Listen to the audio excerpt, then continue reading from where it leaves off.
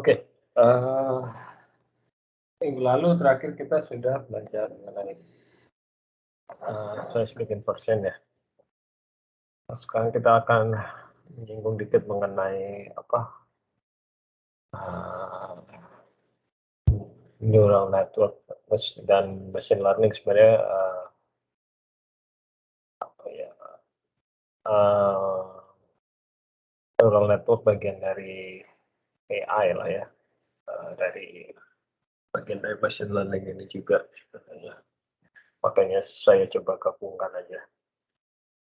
Eee, Sebelumnya mungkin, eee, kita mulainya dari ininya dulu ya, AI-nya dulu ya, machine learning-nya dulu ya.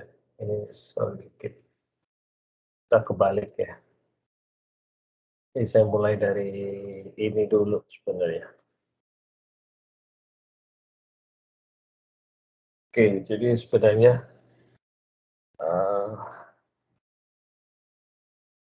sekarang makin banyak ya,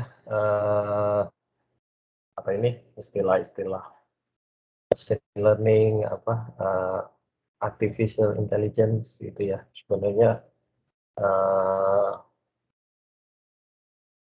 bedanya apa sih gitu ya sebenarnya. Jadi machine learning ini sebenarnya kita me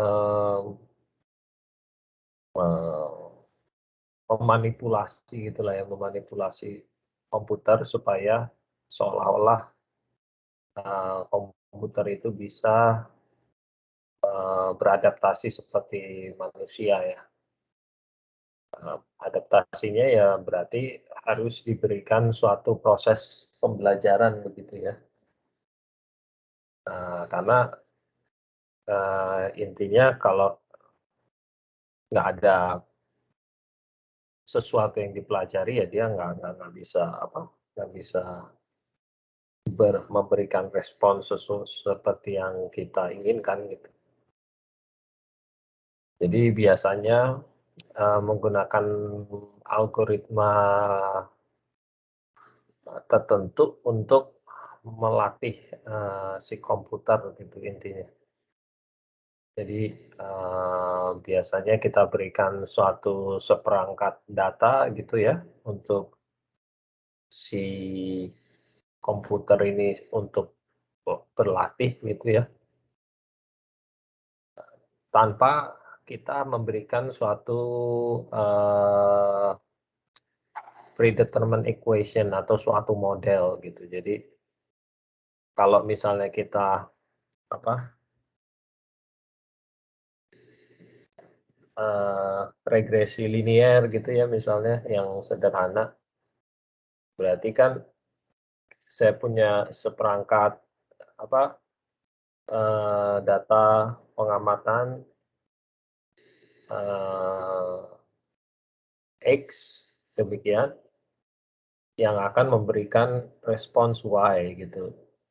Nah, nanti kita minta, si komputer memprediksi seandainya saya memberikan input atau memiliki harga X1 gitu, X tertentu, berapakah Y1 gitu ya. Nah, kalau dia punya relation-nya atau punya persamaannya, misalnya persamaan regresi linier gitu kan dia bisa bisa berikan jawabannya gitu ya.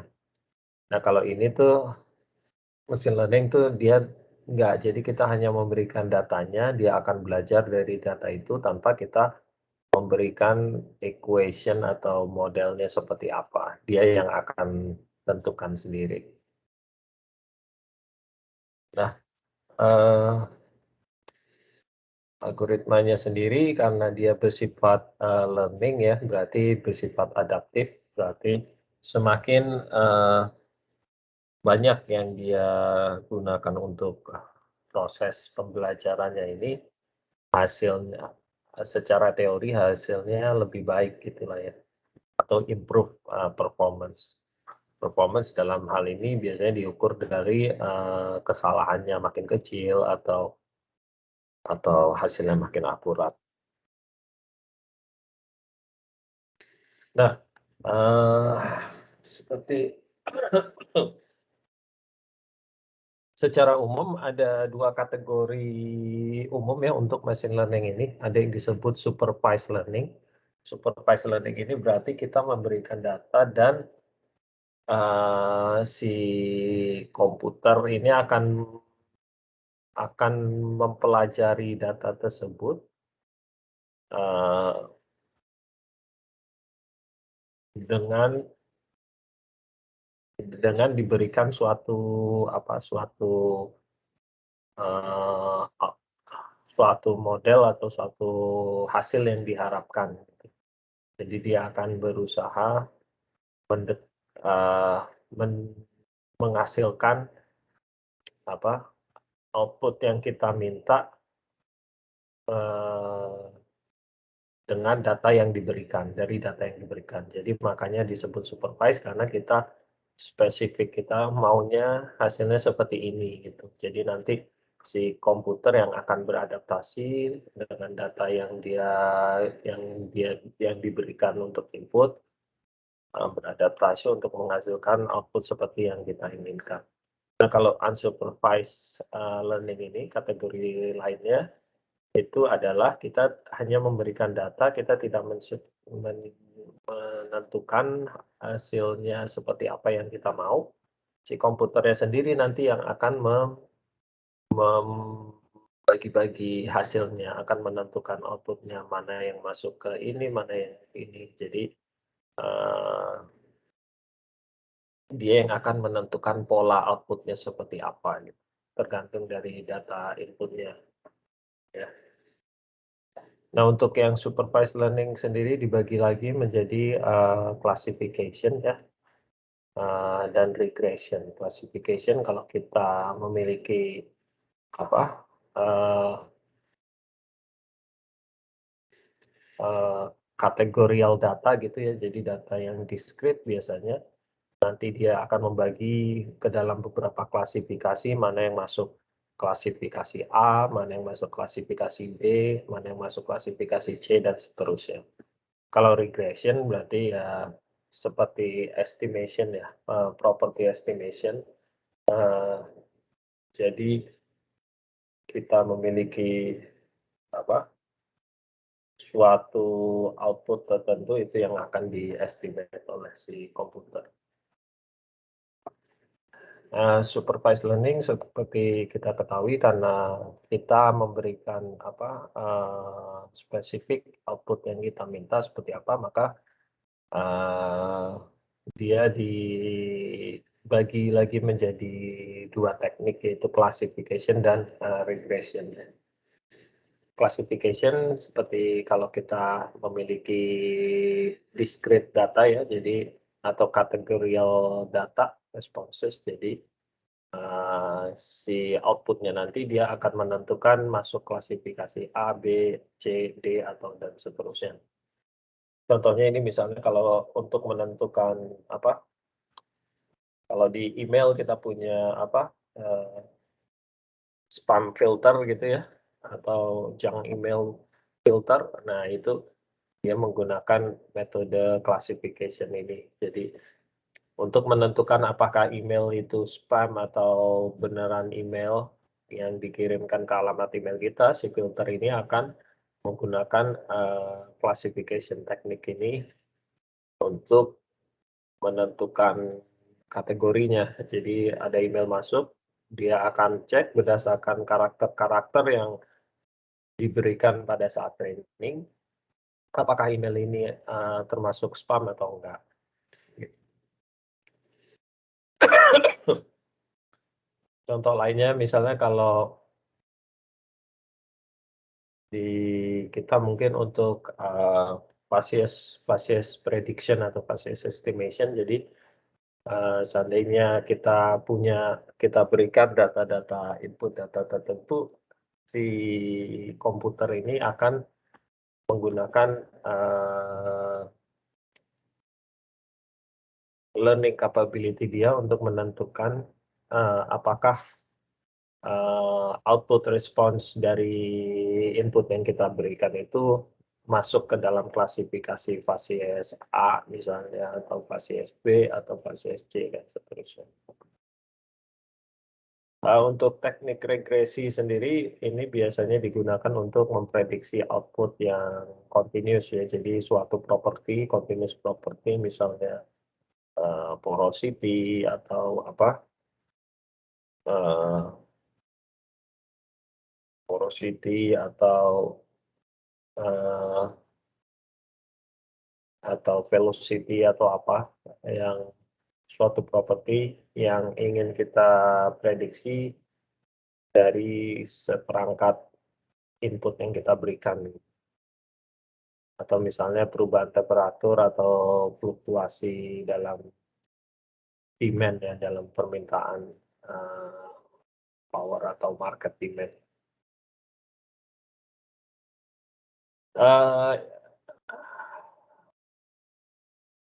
Untuk teknik prediksi sendiri ada beberapa jenis yang dipakai ya.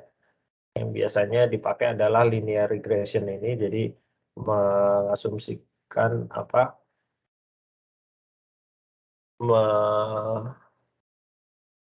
mengasumsikan suatu hubungan linear antara input data dengan output yang diinginkan gitu. Nah,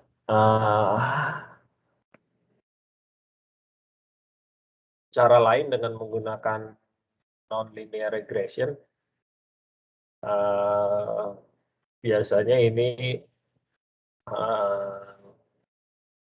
teknik statistik untuk describe non-linear data ya, non-linear relationship.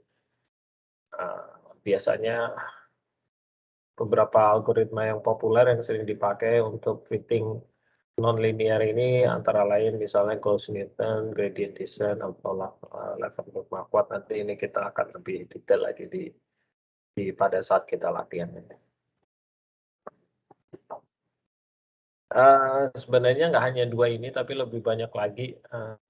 Cuma saya tampilkan dua yang sering kita temui aja. Lebih lengkapnya ada di sini ya, kalau mau lihat jenis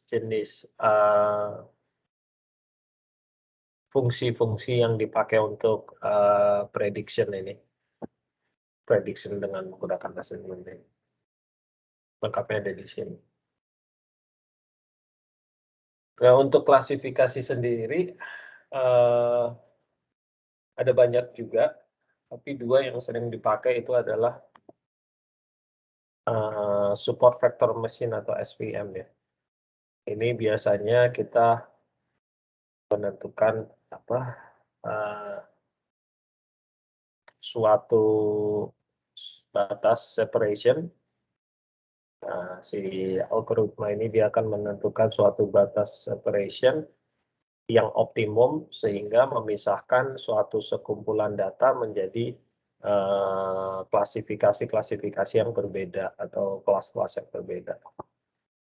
Nah, untuk CNN atau Convolutional Neural Network ini sering dipakai terutama untuk menentukan pola-pola di dalam suatu gambar untuk mengenali bentuk-bentuk dan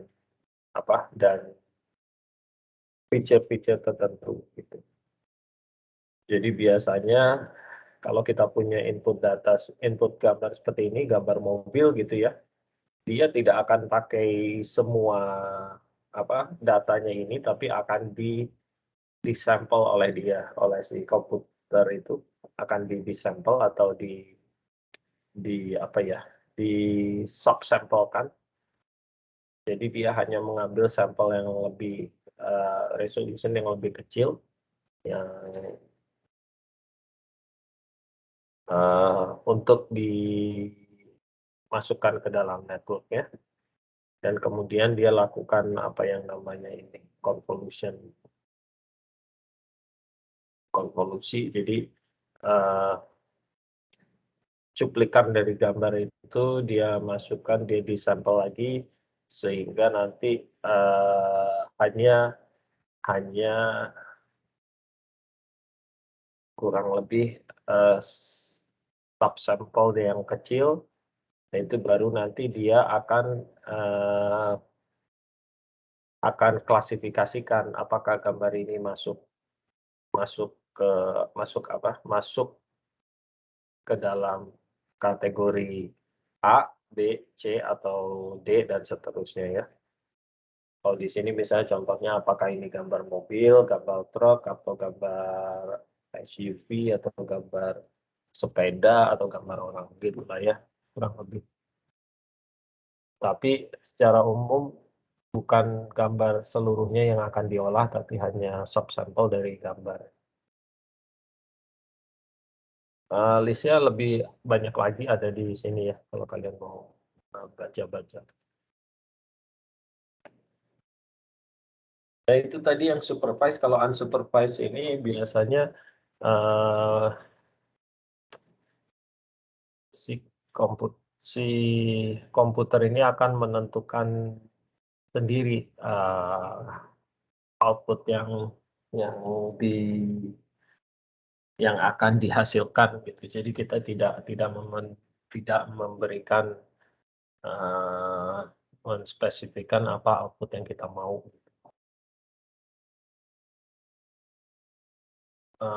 Jadi biasanya kalau di supervise kita berikan label ya, label misalnya ini gambar truk, gambar mobil seperti ini, gambar truk itu seperti ini, baru dia yang akan diberikan data input gambar, dia akan mengklasifikasikan sendiri apakah dia masuk ke mobil, truk, atau sepeda gitu ya. Nah, kalau ini kita tidak akan berikan label atau tidak akan berikan output yang kita mau, dia akan mengkategorikannya sendiri. Biasanya ini dipakai untuk cluster analisis ya, terutama untuk data yang tidak mudah untuk dikelompokkan. Nah, ada istilahnya lagi deep learning ya. Ini sebenarnya bagian lagi dari neural network ya. Kalau biasanya neural network itu dia hanya satu atau beberapa layer saja, deep learning ini biasanya layernya banyak, jadi bahkan bisa ratusan gitu. Jadi pembedanya dia hanya biasanya di jumlah layer pada saat di neural networknya.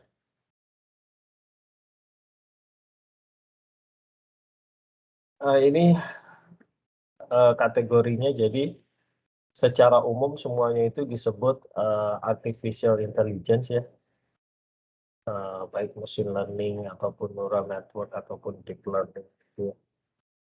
Tapi memang secara lebih spesifik lagi, machine learning itu adalah bagian dari artificial intelligence ya. Jadi bagian dari artificial intelligence yang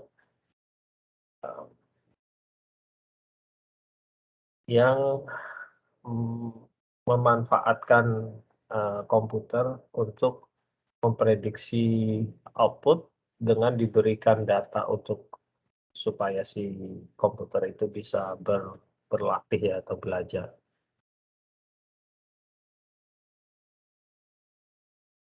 Part of machine learning sendiri ya termasuk apa, neural network itu ya. Neural network seandainya kita hanya memiliki 2 atau 3 layer, tapi kalau seandainya layernya banyak, network layer-nya itu banyak sampai ratusan ya, berarti dia disebut deep learning ya.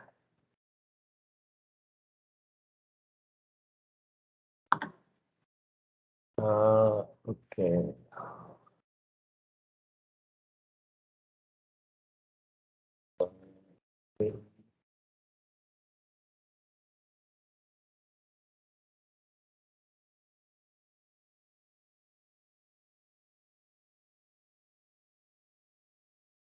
Oke, ini beda antara deep learning dan machine learning.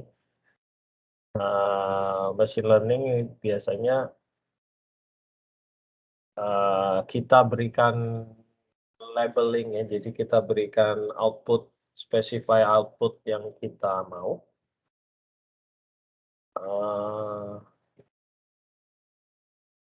Kalau deep learning itu sendiri dia akan automatically diekstrak dari data input ya.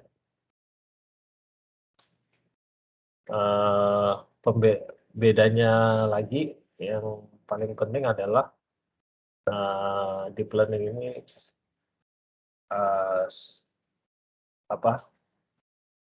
adaptif terhadap data size. Jadi semakin besar semakin banyak data input, data training yang diberikan, biasanya outputnya makin baik gitu untuk deep learning. Sedangkan kalau machine learning dia prinsipnya konvergensi. Jadi semakin banyak data belum tentu dia bisa memberikan hasil output yang baik, tergantung data apa yang kita berikan gitu. Jadi seandainya data yang kita berikan untuk training adalah tidak menyebabkan si network itu converge atau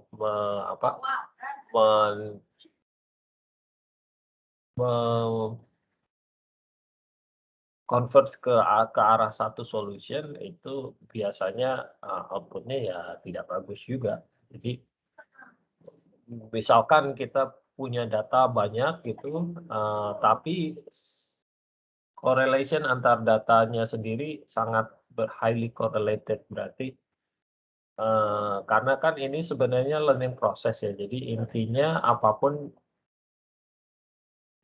sebanyak apapun data yang diberikan, kalau highly correlated antara data input itu, berarti untuk machine learning atau neural network sendiri secara praktis itu dia tidak memberikan informasi tambahan bagi si network. Jadi tidak akan improve output-nya sendiri karena dia prinsipnya converging learning. Nah, beda dengan deep learning ini, semakin karena dia adaptif terhadap data size atau scale with data, berarti semakin banyak data input yang diberikan, outputnya biasanya secara teori lebih baik ya, improve. Itu sih sejauh ini. Ada pertanyaan atau kalau tidak kita akan masuk ke artificial neural network atau neural net. Ada pertanyaan sejauh ini?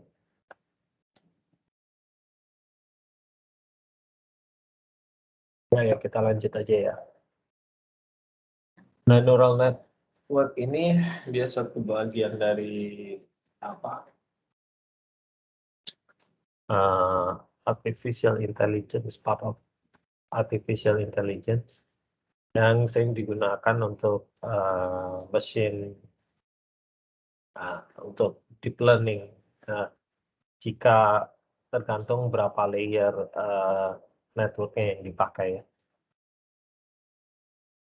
Neural network itu adalah suatu sistem yang adaptif, berarti dia bisa beradaptasi tergantung data atau tergantung input yang kita berikan. Ya, jadi dia bisa belajar gitu ya dari dalam tanda kutip menggunakan node dan neuron di dalam suatu struktur yang berlapis ya. Mirip seperti otak manusia. Ya memang inspirasinya dari neurobiologi, makanya disebut neural network ya. Nah, sama seperti mesin learning tadi, Secara umum ada 2 kategori, yaitu untuk klasifikasi dan untuk prediction ya.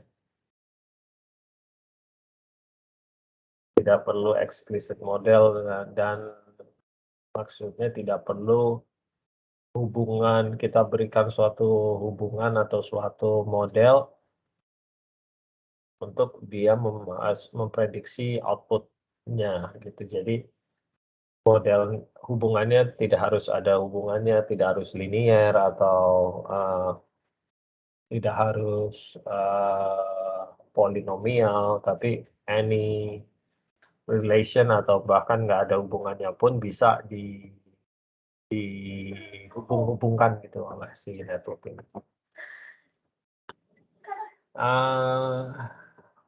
Prinsipnya ya sebenarnya sih sederhana ya, cuma kadang orang suka apa,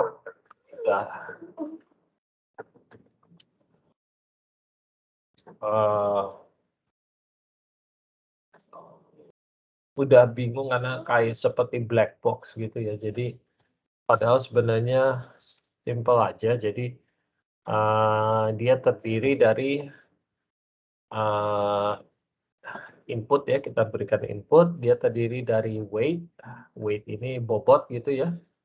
Jadi ini input kita, ini weight-nya atau bobotnya, dan kemudian ditambah suatu bias atau threshold, dia, eee, itu adalah output dari prediksi dia sebenarnya.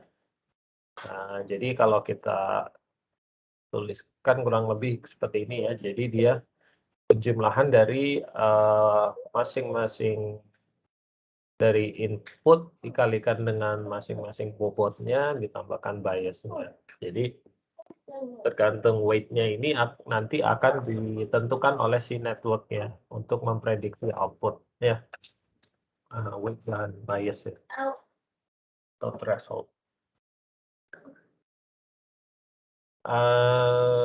Contohnya gini, jadi contohnya yang sederhana aja ya, jadi misalkan kita mau menentukan apakah malam ini kita akan pesen pizza atau enggak ya.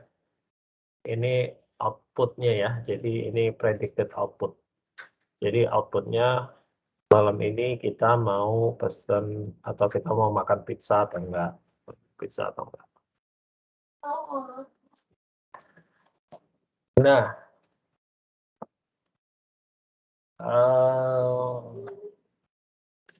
misalkan ada 3 faktor utama yang menentukan apa, decision kita mau makan pizza atau enggak malam ini. Jadi misalnya kalau kan kita anggap, dengan kita mesen pizza buat makan, kita akan save waktu karena kita akan order aja, jadi nggak akan, kita nggak akan masak sendiri, tapi akan pesan aja dari luar. Oke, berarti, yes 1, no, gitu ya. Jadi kita kasih bobot 1 kalau kita iya, oke, yes, no kalau no. Jadi terus faktor yang lain, kira-kira apakah kita akan tambah gemuk kalau kita makan pizza malam ini gitu misalnya. Atau kita akan, mengurangi berat badan kalau kita makan pizza malam ini, ya kalau iya 1, kalau no 0 gitu ya. Terus faktor lain kira-kira kalau kita pesen pizza buat makan malam, apakah kita akan save money? Yes 1, no 0. Nah, dengan pertimbangan faktor-faktor ini, kita akan menentukan, output-nya ya, X1 atau input 1 ini kita 1 karena kita dikalikan bobotnya ya 1 karena kita dengan mesen pizza berarti kita akan save time karena nggak perlu masak gitu ya. Berarti X1 adalah 1.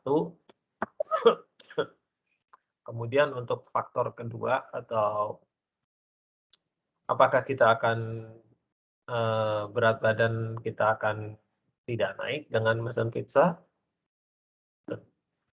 Kemungkinan enggak ya, jadi makanya dikalikan bobotnya 0 karena X2 adalah faktor ini, faktor bobot gitu. Jadi apakah berat badan, faktor berat badan. Apakah berat badan kita akan naik?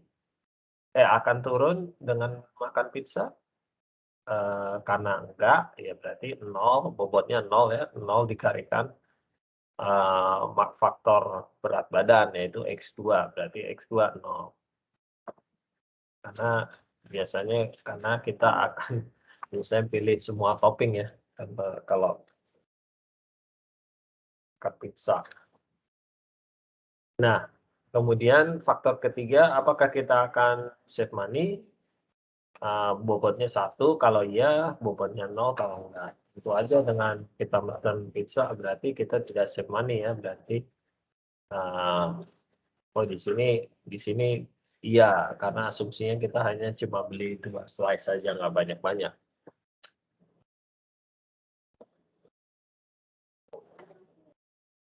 Kalau seandainya kita beli 8 slices mungkin 0 gitu. Tapi karena ini berhubung kita hanya beli 2 slice berarti kita save money dengan demikian X3 adalah bobotnya 1 gitu. Nah, sekarang kalau kita mempertimbangkan faktor lain,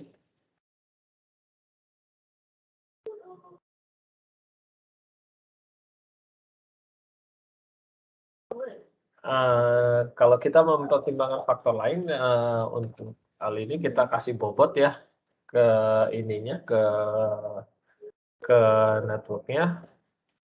Bobotnya itu masing-masing, untuk masing-masing faktor ini bobotnya yang paling besar adalah yang kita beli yang faktor pertama misalnya, karena faktor waktu. Dengan kita pesen keluar, kita save waktu dengan tidak perlu masak makan malam, jadi itu bobotnya tinggi. Kemudian untuk faktor yang kedua, kita beri bobot medium ya, karena kita memang ingin tetap sehat gitu ya. Dan faktor yang ketiga yaitu kita save money, itu diberi faktor kecil karena money is not a problem apparently for this person ya. Jadi beda mungkin dengan anak kos. Kos mungkin bobotnya yang ketiga nih lebih paling besar kali ya.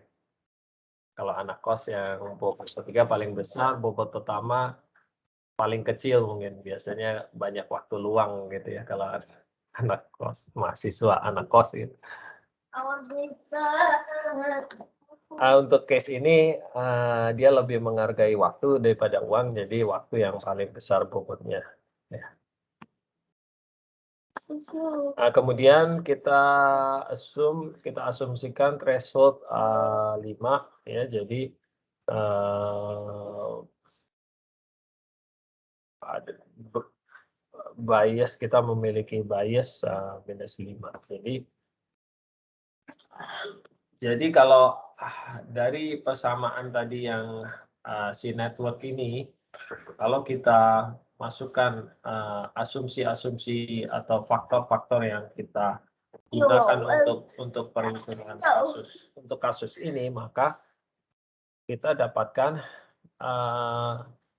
tadi untuk faktor waktu itu karena kita akan order out, jadi kita save time, jadi 1. Kemudian bobotnya adalah paling tinggi tadi 5 gitu ya, 1 kali 5. Untuk faktor yang kedua tadi adalah faktor berat badan. Karena kita dengan mesen pizza kita tidak akan mengurangi berat badan, berarti dia 0. Dikalikan bobotnya 3 tadi ya, berat badan medium.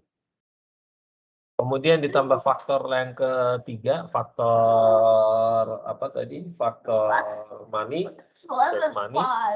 Kalau dengan mesen pizza hanya 2 slice, kita akan save money 1, tapi bobotnya paling kecil yaitu 2, berarti, dan jangan lupa dikurangi threshold kita adalah 5. Jadi 5 ini adalah batasan threshold apakah kita akan mesan pizza atau enggak gitu. Seandainya lebih dari 5, ini kita output dari network kita lebih dari 5, berarti kita akan memesan pizza. Kalau lebih kecil dari 5 dari threshold kita, berarti kita tidak akan memesan pizza. Nah, ini kalau kita jumlahkan dapat hasilnya 2.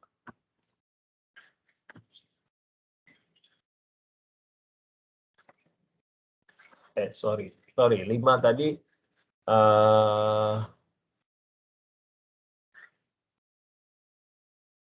biasnya ya.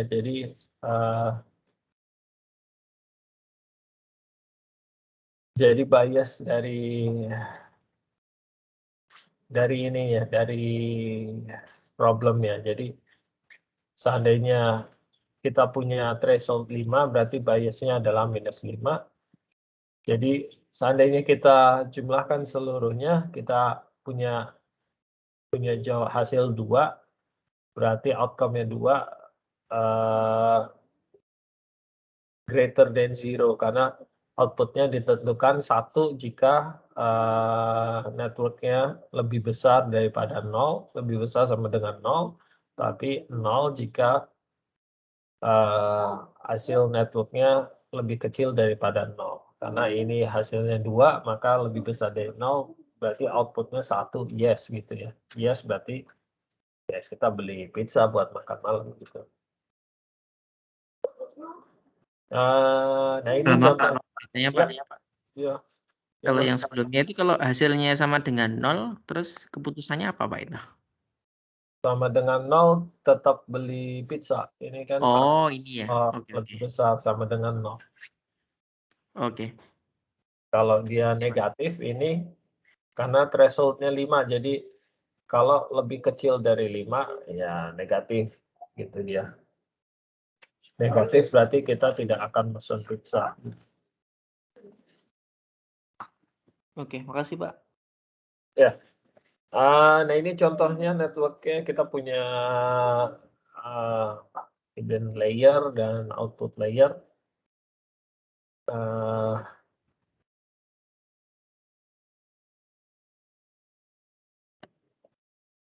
Kita punya apa?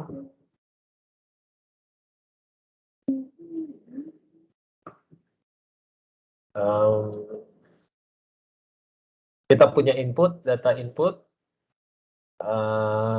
Input ini nanti akan kita beri bobot gitu ya, weight, dan ini adalah yang apa? Apa tadi? B-nya ini biasnya ya? Enggak biasnya. B-nya itu ini apa? Faktor.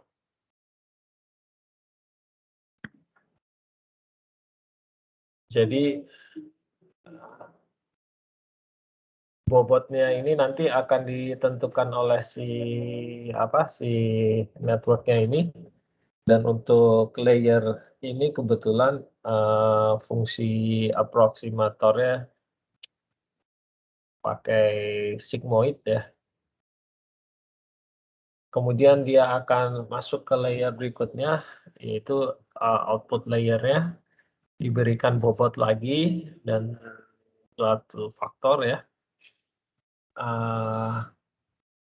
Fungsi aproksimator yang digunakan linear function di sini, itu nanti akan menghasilkan output atau approximate output sesuai yang kita mau. Nah ini salah satu aplikasinya, misalkan kita tidak punya log, tertentu bisa kita predik dari properti lain atau dari log yang lain. Biasanya ada beberapa persamaan yang digunakan untuk estimasi log, tapi biasanya tergantung, interval ataupun tergantung dari, eee, kondisi yang digunakan untuk estimasi log menggunakan empirical relationship. Jadi, eee, tergantung ininya ya, tergantung pada saat karena kan itu di-derive dari persamaan empiris ya, dari pengukuran lab, dari beberapa sampel gitu, digunakan untuk men-generate, formula-formula either Gardner atau apa ya, formula yang lain, Faust, Gardner, dan sebagainya.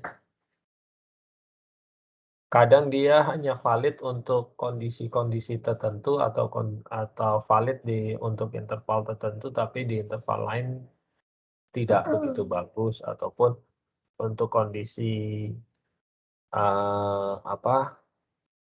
geological tertentu dia tidak baik gitu, tidak bagus match-nya. Nah, kadang kita memerlukan, neural net ini untuk estimasi untuk kasus-kasus seperti itu ya. Dia akan generate suatu approximator function, fungsi aproksimator yang dapat kita gunakan untuk memprediksi properti log di lokasi lain ataupun, properti log di lokasi yang tidak ada datanya gitu. Kemudian hasilnya bisa kita cross validate dengan log yang ada ya. Nah, ini, training prosesnya biasanya ini akan menentukan weight-nya, si network-nya akan menentukan weight yang optimum, antara node, kemudian ini dihitung dari data training yang kita berikan ya. Targetnya adalah meminimize error antara predicted dan actual target ya. Jadi karena ini supervised, jadi kita berikan suatu output target gitu ya. Contohnya yang kemarin kita pakai ada seismik dengan 2 data log yang dilalui oleh lintasan seismik tersebut. Kita nanti akan convert, dan resample, target log-nya yang kita mau. Kita ambil select salah satu trace dari seismik yang dekat sumur, kemudian kita akan create, network-nya, kemudian menggunakan, atribut dari seismik untuk memprediksi log yang kita inginkan. Dalam hal ini kita memprediksi sonic log ya. Kemudian kita akan train network-nya menggunakan,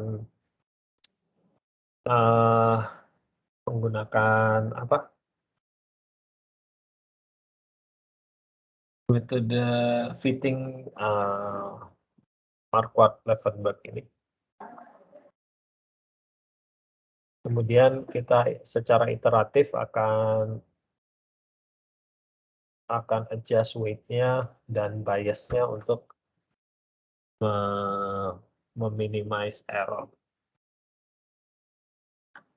Kemudian kita akan prediksi, log-nya ya, sonic log. Dan kita bandingkan dengan log asli. Oke, ini latihannya di latihan 7. Jadi kalau kita buka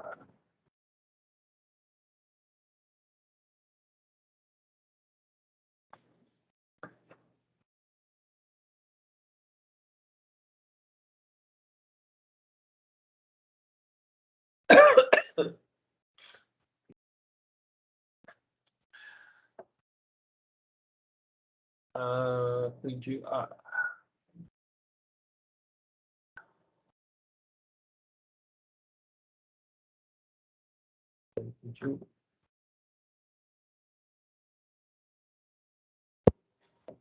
Oke, jadi kita akan coba train. Kita mau prediksi sonic clock sebenarnya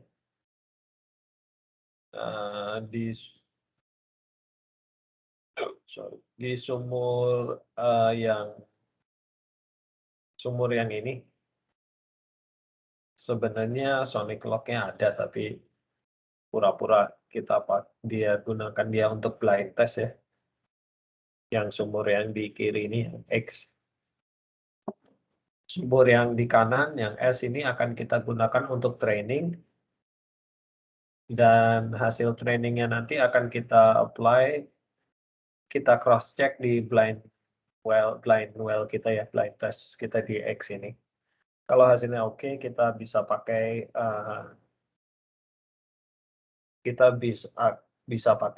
untuk estimate sonic clock di sepanjang line ini.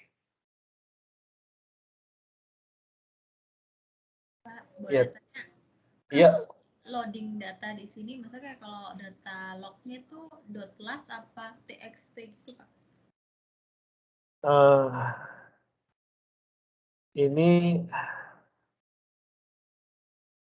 Ini saya bikin ke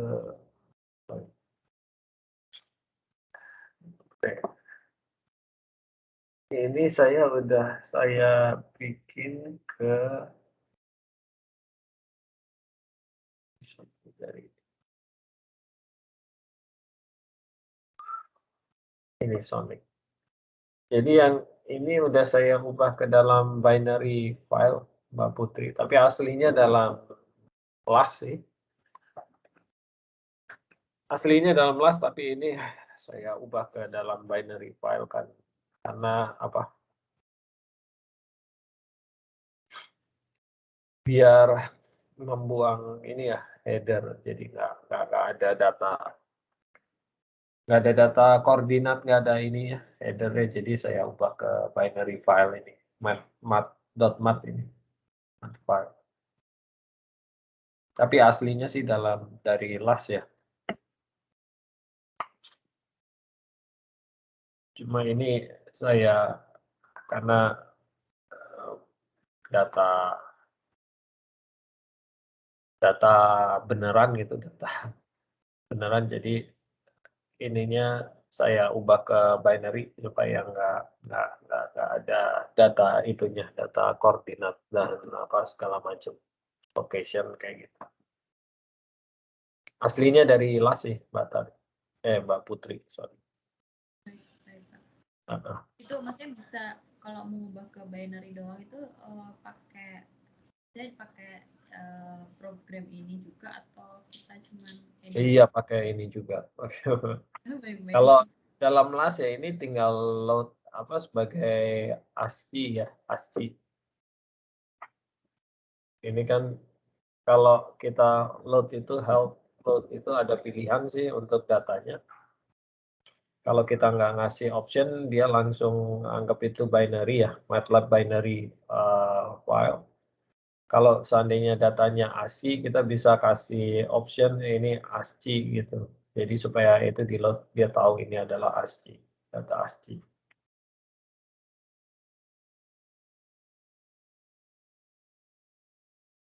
Gitu. Kalau nggak pakai argumen apa-apa, berarti ini di load sebagai binary file, MATLAB binary. Yang .mat itu biasanya. Ya. Kalau nanti kalian mau coba load data sendiri gitu ya, pakai misalnya dari LAS ya, ini loadnya sebagai ASCII gitu. Tapi bisa kebaca gitu ya Pak ya? Bisa Pak.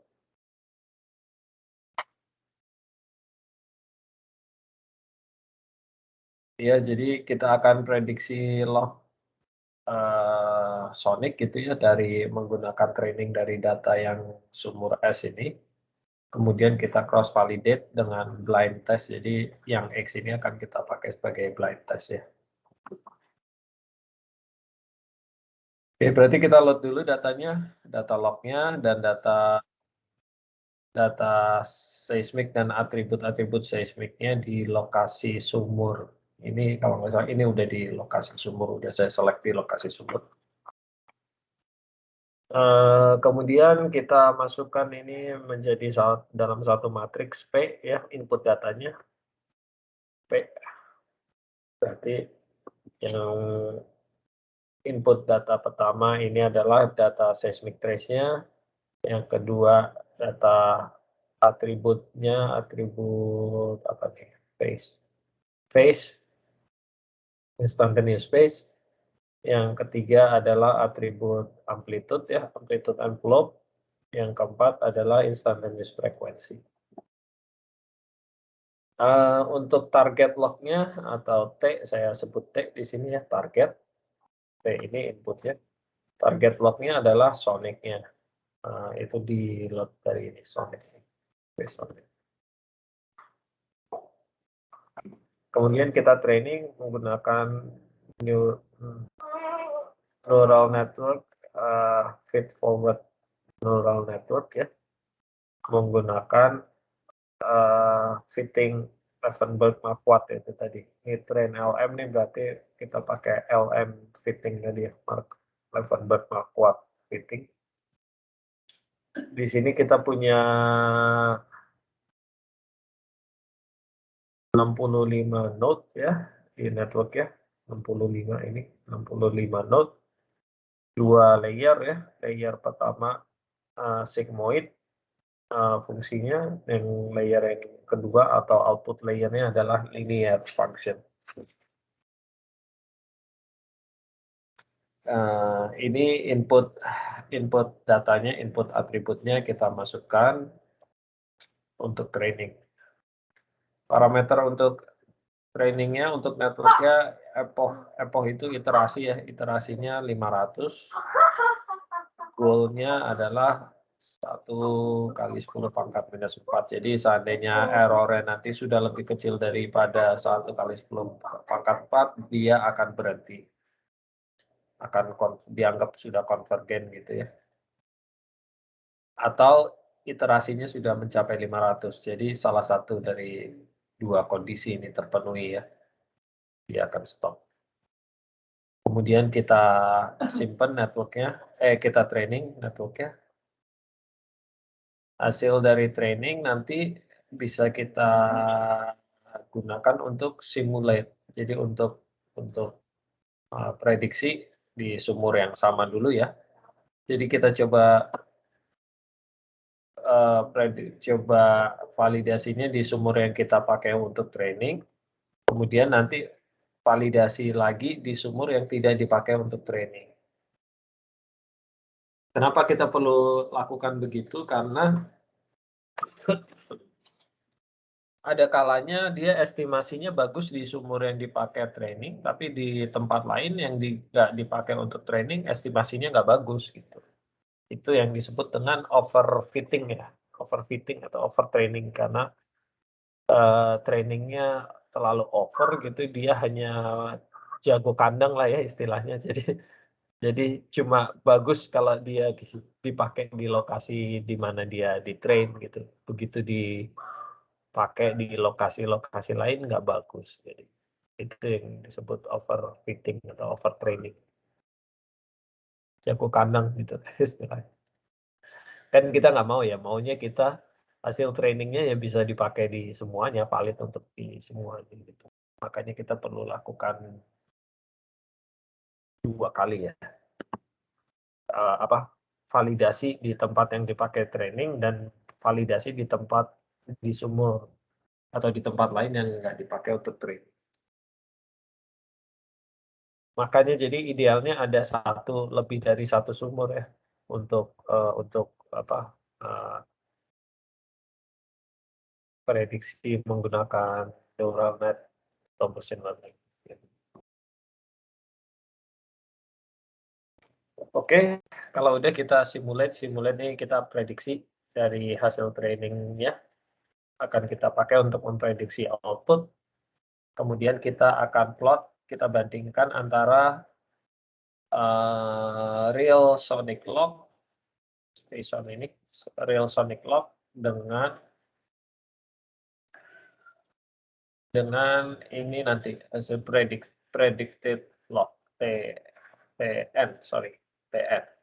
Ini real sonic log T ya. T ini kan pistonnya sama. Kita akan bandingkan real sonic log dengan predicted sonic log ya, dan kita akan measure correlation antara actual dan predicted. Oke, ada pertanyaan? Kalau enggak, coba di run aja, kita run, coba run.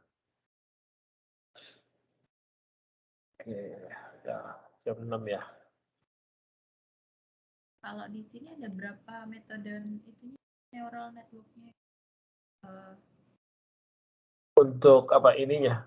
Ya, yang di sini software ini.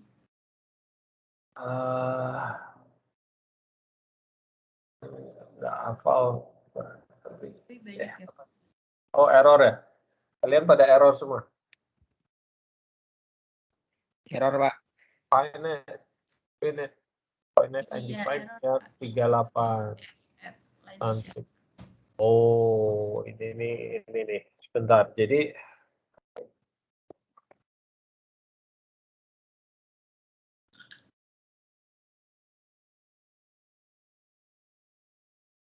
oke. Jadi coba kita lihat. Kita buka Tansiknya dulu.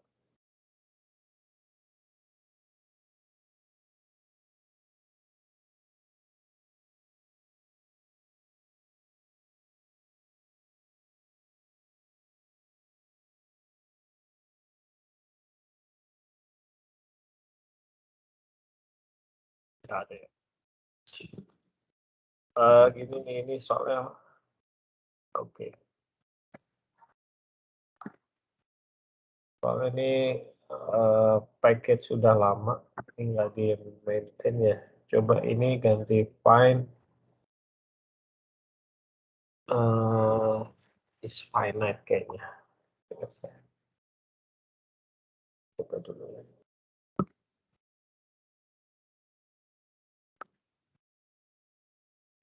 Iya.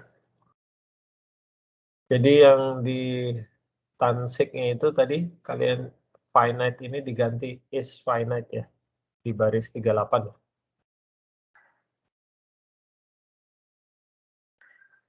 Udah, kalau udah di save ya, jangan lupa di save Tansik ini.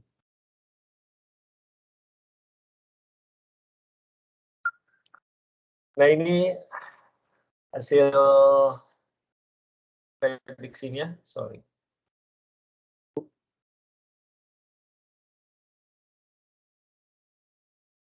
Ini inputnya nih, jadi ini inputnya, sorry. Ini yang biru sonic log kita, ini yang merah seismic trace di lokasi sumur es itu ya. Ini hasil outputnya nih, yang hasil prediksinya, yang gambar berikutnya. Jadi yang merah adalah hasil prediksinya, yang biru adalah sonic log original. Mohon maaf Pak, tadi agak lost Yuk. Pak. Tadi yang diubah di mana ya Pak ya? Yang diubah Tansiknya Mas. Jadi ini Tansik, edit Tansiknya ini yang paketnya dari neural net ya. Dibuka. Dia kebuka. Oke. Dia ketemu Ya. Mas. Sudah. Baris 38 ini, baris 38 kan finite dia aslinya. Diganti is finite, bisa tambahin is. Oke. Udah. Itu aja Kalau Pak. udah di save, itu aja. Di save ya. Kalau udah di save, kemudian di run lagi.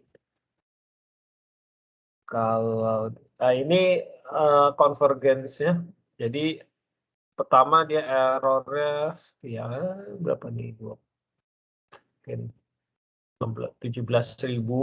terus iterasi pertama langsung drop ke 13.000, ke 13.000. Pertama ini, ini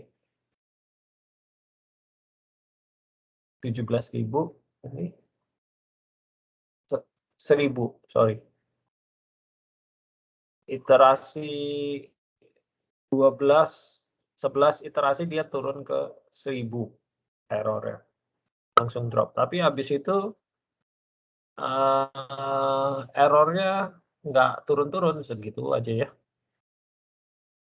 Dan kalau kita lihat correlation-nya nggak bagus ya.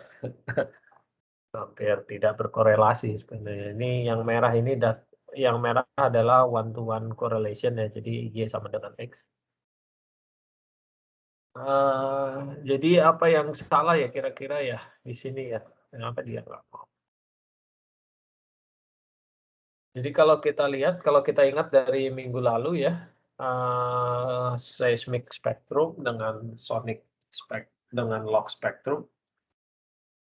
Di log itu dia kan ada very low frekuensinya ya, sedangkan di seismic nggak ada ya. Ya kan dari minggu lalu ya, masih ingat kan nih waktu inversion ya. Kalau kita lihat spektrum dari predictive log, terlihat di predictive log dia mulai recover, tapi nggak ada, tetap aja nggak ada very low frekuensi seperti original log gitu ya.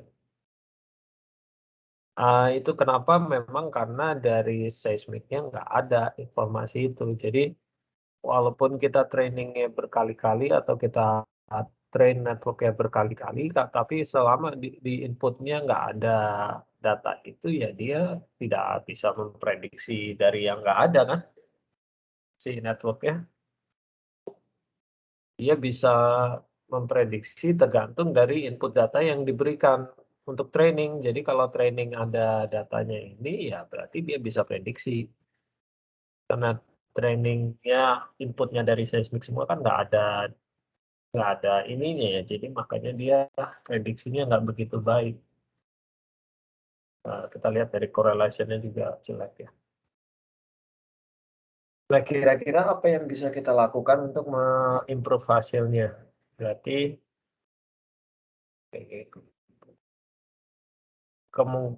kita akan coba memasukkan satu input tambahan, yaitu AI dari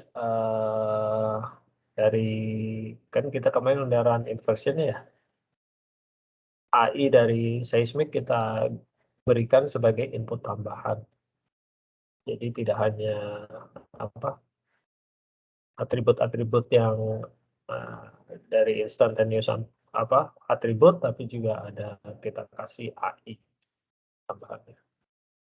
Oke, kita lihat aja itu ada di yang latihan berikutnya yang 7B ya. 7B. Ini impedance AI-nya. AI-nya ini amplitude envelope, phase, instantaneous frequency. Jadi inputnya kita tambahkan ada AI ya. AI-nya kita scale down 400 ya. Scalingnya ini penting ya kalau di Octave ya. Scalingnya. Kalau pakai MATLAB, jadi saya coba run ini di MATLAB dan di Octave.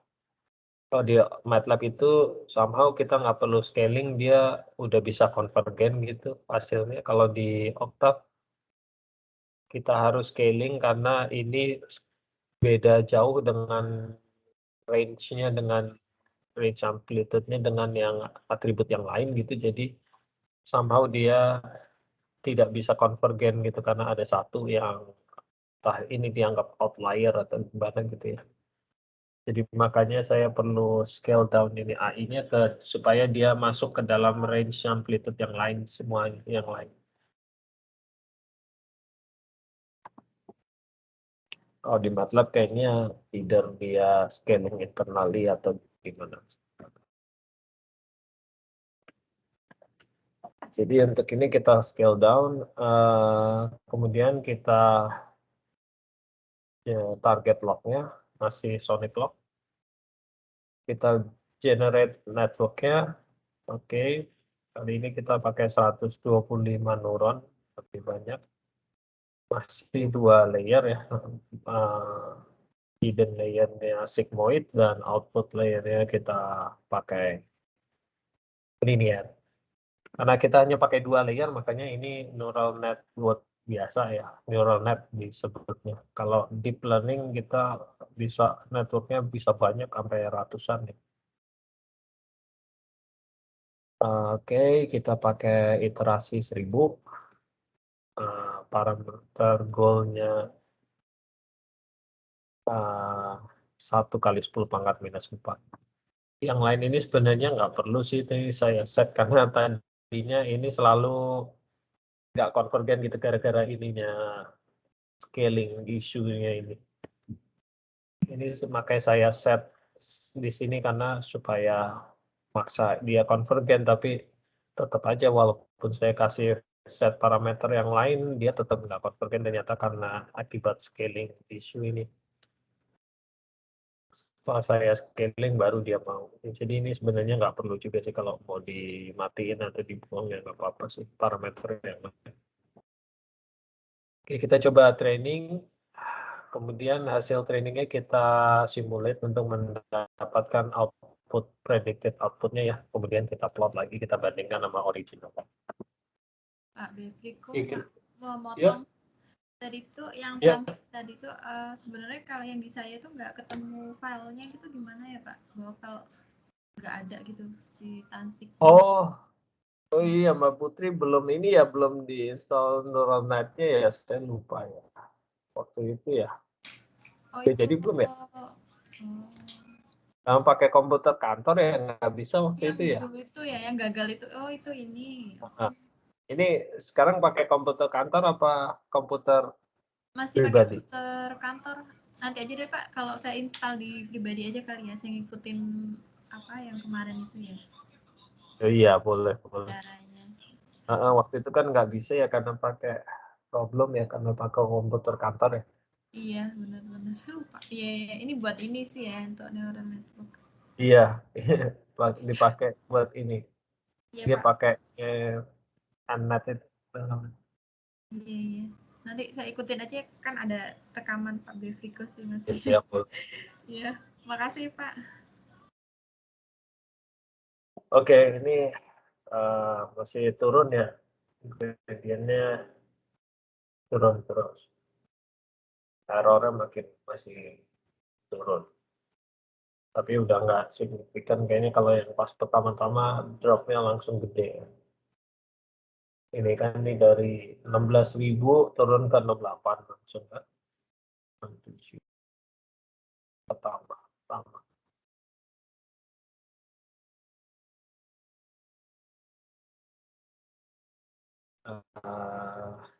Pohon 950 nih, bentar lagi selesai 1000. Beberapa dari kalian mungkin nggak nyampe 1000 udah selesai juga tergantung ini. Nah ini hasilnya jadi ini lognya, sonic lognya yang merah seismic trace di lokasi sumber itu. Kemudian ini adalah hasil estimasinya yang biru original log, merah adalah predicted log dari network yang kita bikin. Jadi udah cukup baik sekarang ya. Kita bisa lihat juga korelasinya juga bagus sekarang ya. Jadi dekat semua ke garis merah ini ya. Udah hampir linear ya. Korelasinya ini 0,97. Hampir 98% hampir ya. Kalau sebelumnya saya udah ditutup tadi. Kalian mungkin ada yang masih dibuka, bisa dicek correlation sebelumnya berapa. Di sini ini contohnya 45% correlation. Jadi gitu ya. Jadi dengan memberikan input tambahan yang dipakai untuk training, ternyata output-nya bisa atau prediksinya bisa improve jauh lebih baik ya.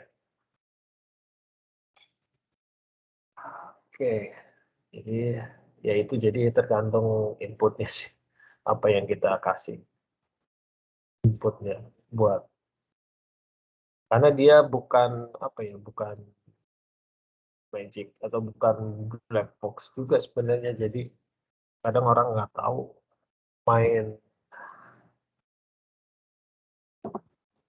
ini aja, karena dia pasti akan memberikan output gitu, cuma outputnya valid atau outputnya baik atau enggak ya, makanya kita perlu cek. Nah ini untuk di sumur satunya, sekarang kita coba cross validasi di sumur lain yang nggak dipakai untuk training ya. Ini udah jelas bagus karena emang kita trainingnya di sini ya, di sumur ini. Sekarang bagaimana dengan sumur satunya yang nggak kita pakai untuk training? Ini penting juga karena kita nggak mau dia overfitting ya, supaya dia hanya bagus di tempat yang ada training, tapi di tempat lain dia nggak bagus. Jadi kita 7C ini untuk cross validasi. Jadi kita ambil di data sumur yang satunya ini, dan kita nggak training networknya lagi, tapi kita langsung simulate pakai net ini networknya hasil training yang sebelumnya ya. Jadi saya simpan di variabel namanya net. Jadi kalau seandainya kalian sebelum running 7C ini yang kalian running adalah yang 7A yang jelek tadi prediksinya, nanti yang akan disimulate adalah network hasil training yang 7A gitu. Jadi jangan lupa sebelum running 7C yang B-nya di-run dulu ya, karena nanti dia akan manggil, dia nggak akan training lagi, tapi langsung manggil networknya ini untuk diprediksi. Ya, kalau tadi kan pakai training dulu nih, ini trainingnya nih. Kita bikin networknya, simpan ke dalam parameter namanya net. Ini trainingnya. Di sini kita nggak training lagi, kita langsung pakai panggil network itu karena udah di-train di 7B sebelumnya. Ya. Jadi diingat kalau mau running 7C, yang B-nya, 7B-nya di-run dulu. Atau 7A tergantung kalian mau pakai. Kalau mungkin ada yang lebih suka yang A ya, yang prediksinya nggak bagus, ya tinggal ini. Oke, kita run aja. Cepat lah ya dia harusnya, karena dia nggak akan training, dia langsung pakai hasil training tadi. Kita lihat correlation-nya masih lumayan baik ya, walaupun ada beberapa outlier ini. Tapi kemungkinan itu untuk yang ya kita tahu karena yang sumur satunya ini deviated di bawah sini ya. Jadi makanya match-nya juga nggak begitu bagus. Karena ini sebenarnya posisi trace-nya juga bukan di posisi sumur itu sebenarnya.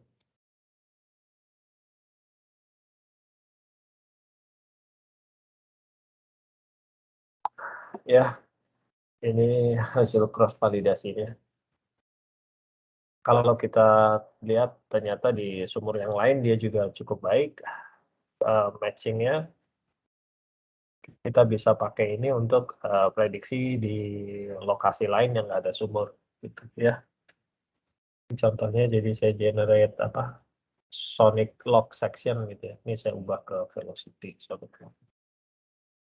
Itu yang D ini. D ini generate apa sonic log di sepanjang lintasan seismiknya tadi. Jadi kita memiliki apa penampang sonic ya. Penampang sonic. Atau mau diubah ke apa velocity seperti ini. Ini udah saya ubah ke velocity. Ini masih sonic ya harganya.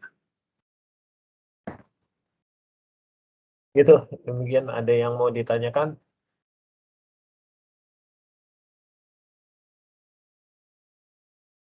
Nggak ada? Oke, kalau nggak ada, kita akhiri dulu sampai di sini ya.